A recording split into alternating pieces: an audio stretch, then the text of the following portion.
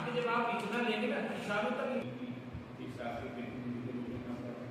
और हमारे आरके सिंह जी जो इस क्षेत्र के रीजनल हेड एंड समाज साथी, इसमें ऐसे कि सब कुछ किसान के बारे सभी लोग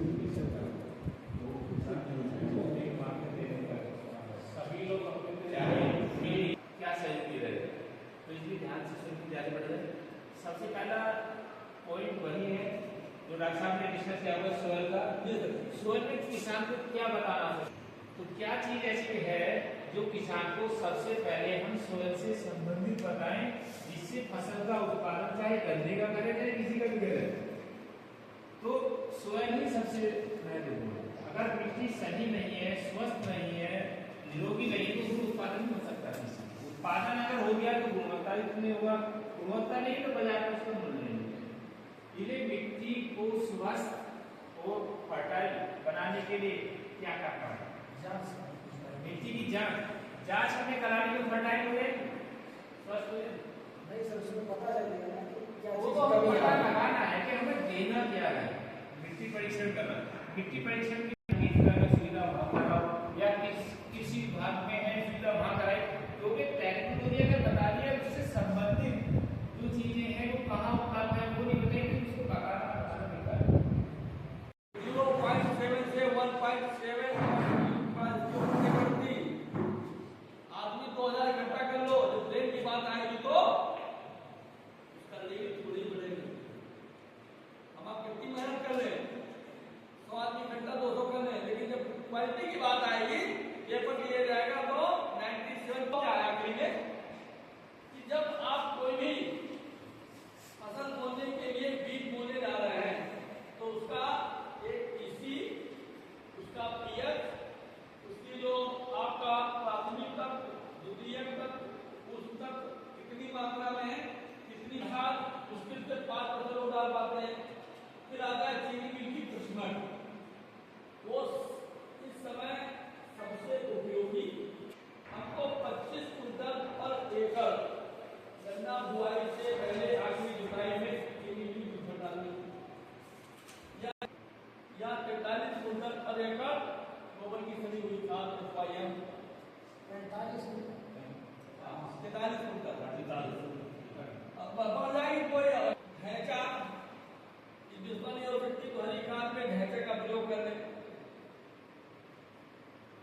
जुलाई में 1.5 महीने के बाद पटाई कर दें। जब लगभग 1.5 महीने हो जाए, गन्ना जब ये तरह आएगा तो गोल्डी आप जो है 1 एकड़ में 100 ग्राम पानी 50 लीटर में घोल बना स्प्रे कर दे शाम के समय, दूसरे दिनों के दिन मुरझा जाएगा, जो मिला दे आपका प्रॉब्लम मजदूरी हो जाएगी। और उससे भी महत्वपूर्ण क्या है, जब हम मिट्टी को चुटकी में हाथ से लेते हैं 10 ग्राम मिट्टी में बैक्टीरिया 10 लोग होने चाहिए, मतलब पौधों का अवशेष। यार हम 3 चीज कर लें तो हम काफी हद तक सफलता प्राप्त कर सकते हैं। आखिरी मसला फसल चक्र, इसका उपयोग नहीं करेंगे तो हम गन्ने पे गन्ना, गन्ने पे पेड़ी लेडी लेते जाएंगे। कि वो एक गहरी जुताई करके मिट्टी पलटने का, अगर उसने ये कार्य कर दिया, अगर आलू का भी उत्पादन लेगा तो आलू का उत्पादन भी बढ़ेगा। गन्ने का उत्पादन लेता है तो गन्ने का भी उत्पादन उसका इतना कार्य करने से ही 10 से 15% उसी लागत में गन्ने का उत्पादन बढ़ जाएगा जो लागत देना चाहता है। गन्ने की बुआई होगी जिस गहराई पर इस समय गन्ने की बुआई किसान नहीं करता, उसने यही बताया, ये भी इंसिट्यूट बताएंगे आपने हो गए फोन करेगा भाई जितनी गहराई पर गन्ना तो उसी जगह में, परंतु उसके नीचे जो मिट्टी है वो फर्टाइल करेगा, वरना बेकार मिट्टी ऊपर आ गई। जब वो मिट्टी गन्ना बोने के बाद पाटा लगाए, पाटा नहीं लगवाना है, पाटा वाली परंपरा खत्म करना, वो पहली किस्में की हैं जो पाटा लगाने की आवश्यकता। अब पाटा लगाते नहीं किसान, बहुत अच्छी बात है, जो लगाते हैं लगाना नहीं, केवल हल्की मिट्टी गिरानी या पहले से पाटा लगाना, ट्रैक्टर से नहीं कराना। अगर ट्रैक्टर से पाटा लगेगा तो जमाव कम होगा, वो लेट होगा। जब जमाव नहीं तो उत्पादन ना, एक तो उत्पादन बढ़ गया, दूसरा क्या होगा, ऐसे इलाकों में खरपतवार की समस्या भी नजर नहीं। जिस इसी खरपतवार का बीज अगर 4 इंच नीचे चला गया ना वो तो जलेगा, वरना 4-5 इंच गहरी जुताई किया है तो गन्ने का जमाव बाद में होगा,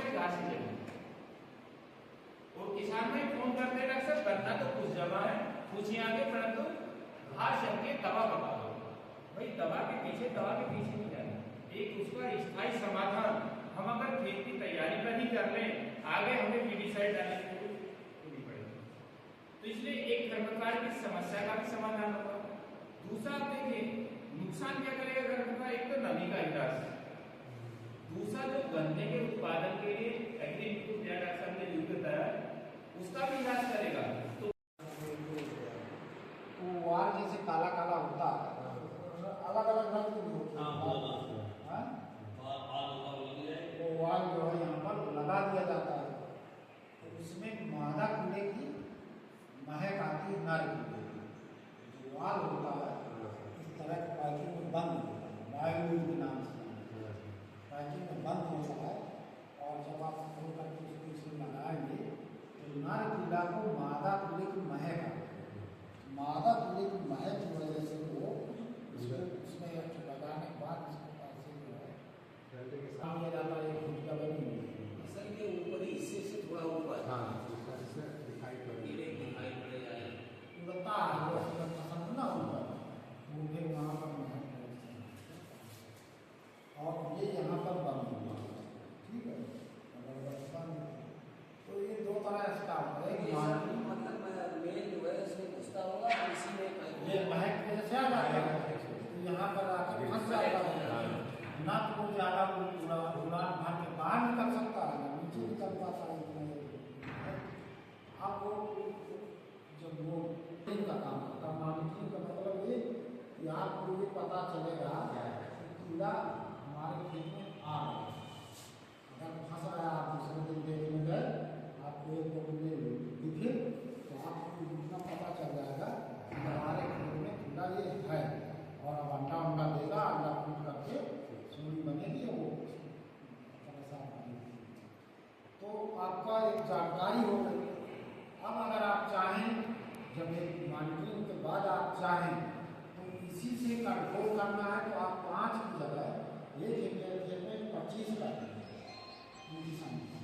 तो जहाँ भी होंगे वो उड़ा के फंसेंगे। इस समय में जब वो उस समय डस्टिंग कराए, पत्ती पे चिपक जाए, जैसे वो शाम को निकल कर आएगा उसे खाने के लिए तो ठीक है। और जिस खेत में ऐसे कीट का आक्रमण हो, वहां पर पत्ती ना फैलाए, उसे बाहर निकालकर चाहे किसी गड्ढे में सड़ा, अगर फैला दिया तो बढ़ेगा, कम नहीं होगा। ये ध्यान रखने की आवश्यकता है। इसके बाद देखेंगे, अगर चोटी वेदक कीट के नियंत्रण के लिए समय बिल्कुल बढ़ता आ गया है। इस समय चोटी वेदक कीट की तितली दिखाई दे रही है, पहली पीढ़ी अंडे देके खत्म होगी। अगर सूर्य निकलने से पहले खेत पे जाए, किसान देखें सफेद रंग की बिल्कुल तितली उड़ती नजर आएगी, वो अंडे देकर खत्म हो जाएगी। अगर ऐसी पत्तियों को तोड़ के इकट्ठा कर लें और उन्हें नष्ट करा दें, तब भी हम काफी हद तक चोटी वेदक प्राप्त कर रहे हैं, क्योंकि 2-3 सालों से पारिला भी बढ़ रहा है। पारिला क्या कुपर्सों के पेटी में दिखाई दे रहा है? पारिला भी अगर है, ये देखिए इसका परजीवी अगर है तो किसी कीटनाशक का स्प्रे करने की जरूरत नहीं है। अगर परजीवी नहीं है तब दिक्कत है, उसके आसपास तो मक्का का ही है। परजीवी जो मिलेगा उस पत्ती को तोड़ देगा, गन्ने के प्लाटों में हमने रोपण कर दिया, तब भी हमें कीटनाशकों का छिड़काव करने से बच सकते हैं, उसको होने वाली व्यक्ति कम कर सकते हैं। यदि हम कीटनाशकों का अगर प्रयोग कर दिया तो परजीवी कीट भी खत्म हो जाएगा। नेचर जबकि साथ ही कंट्रोल करती है। अगर एक किसान ने किसी कीटनाशक का स्प्रे किया और पड़ोसियों ने नहीं किया, तो कुछ समय बाद ये पड़ोसियों को आ जाएगा। इसलिए या तो सामूहिक हो या फिर हम जैविक उन पत्तियों को तोड़कर के हम 20 अप्रैल से मई के दूसरे सप्ताह तक 150 ml प्रति एकड़ के हिसाब से ड्रेंचिंग करना है, तो उस किसान में स्प्रे नहीं करना। अगर स्प्रे करेंगे, अगर ऐसे परजीवी कीट के अंडे परजीवी कीट है वो मर जाएगा। काफी जो मिट्टी है हम ऊपर कर जो 6 इंच की मिट्टी है उसमें जो फील्ड बनता है आपका, ये भी आपका 1.5 फुट का बनता है, 45 सेंटीमीटर लंबा 45 सेंटीमीटर चौड़ा बना देते हैं। तो उस तरीके से बना देते हैं। सर आपको जो भी बीज प्रोडक्शन की टेक्निक में ये बताने की ये आपको बनाना जरूरी है। और ऊपर वाले में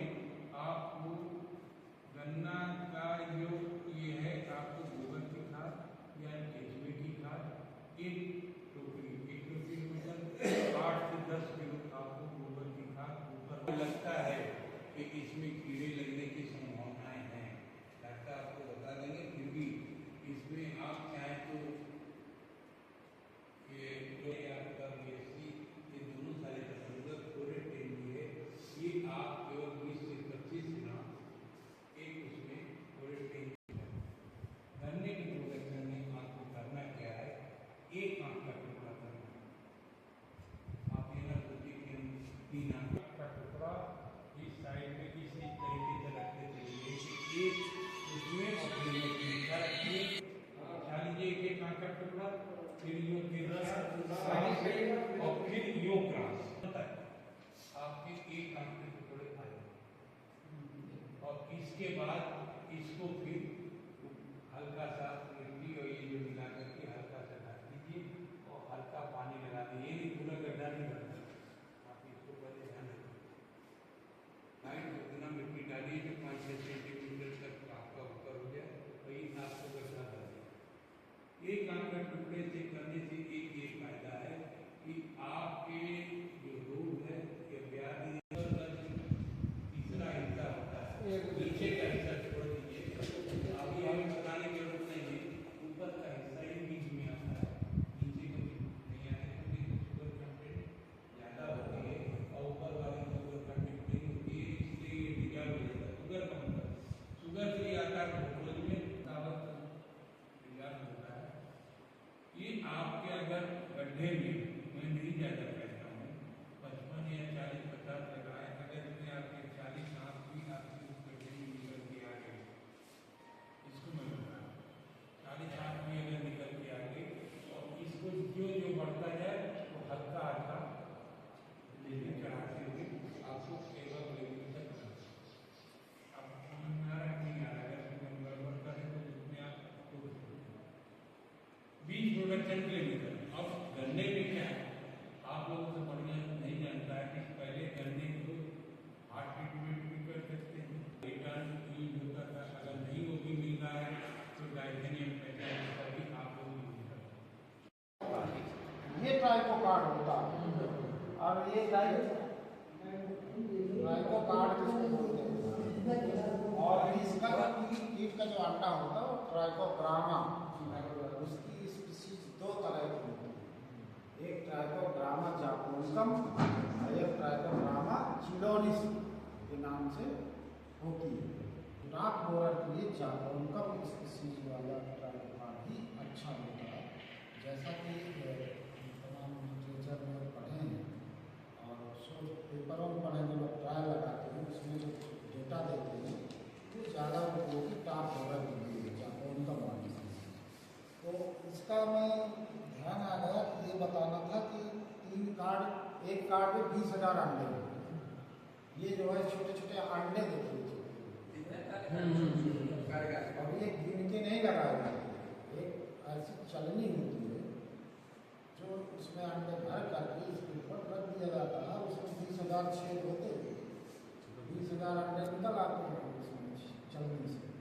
20,000 अंडे लग गए, एक एक गिन करके नहीं चलना है ना, गिन ही नहीं पाएंगे। हाँ, तो अब बताया जाता है कि 3 कार्ड मतलब 60-50-60,000 अंडे छोड़ने पड़ते हैं अपने 1 हेक्टेयर खेत में। और वो ध्यान मुझको ये कार्ड दिखाने में तब आया कि एक कार्ड के 10 टुकड़े किए जाते हैं। इसमें ये टुकड़े करने के लिए निशान बने होते हैं, जो ना चीज़ पैकिंग होती है।